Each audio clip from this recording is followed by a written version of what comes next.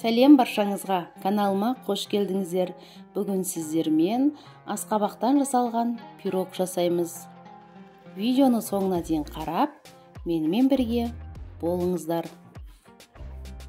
Басқа да видеоларды жіберіп алмау үшін каналға тіркеліп, қоңырауды басып қойыңыздар. Сонда сіздерге жаңадан шыққан видеолардан хабарлама барып тұрады. Бізге керек болады асқабақ, қант, ұн, 2 жұмыртқа, қаймақ, сары май, қамыр қопсытқыш. Қамыр қопсытқышты ұнға салып араластырып қоямыз. Асқабақты үккіштің майда көзінен өткіземіз. Міне осылай өткізіп алдық. Бөлек ыдысқа қантын саламыз. Сары майын салып, жақсылап шанышқының көмегімен араластырамыз.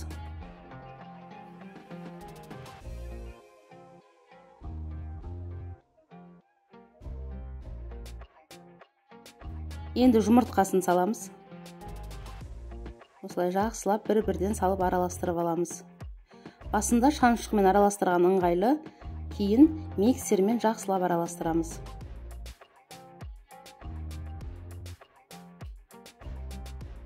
Мені шамамен осылай әппақ болғанша жақсылап миксерлейміз.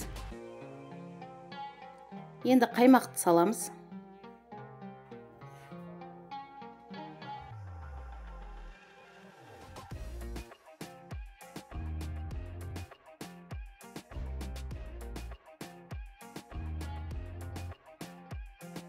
Үккіштен өткізген асқабақты салып, миксермен тағы да жақсылап араластырамыз.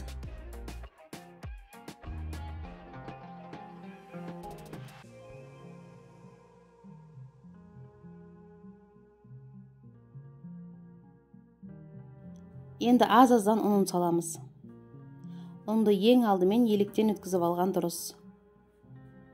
Миксерді қоспай, бірінші винчиктің өзімен жақсылап араластырып, сосын жайлап араластыратын боламыз. Енді қалған ұнын саламыз.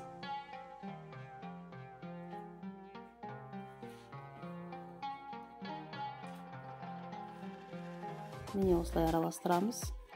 Басында миксерді қоспай, әйтпесе ұны жан-жаққа шашырайды.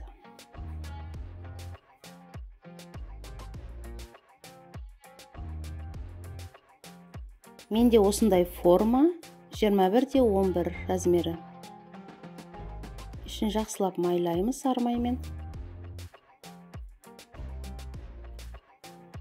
Қамырын құямыз. 180 градуста 25-30 минут пісіріп аламыз.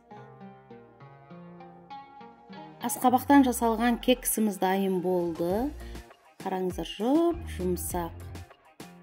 Иісінің өзі енді қандай тамаша. Міндетті түрде жасап көріңіздер. Рецептін төменге қалдырамын. Сіздерге ұнайды деген ойдамын. Қараңыздар, қандай жұмсақ.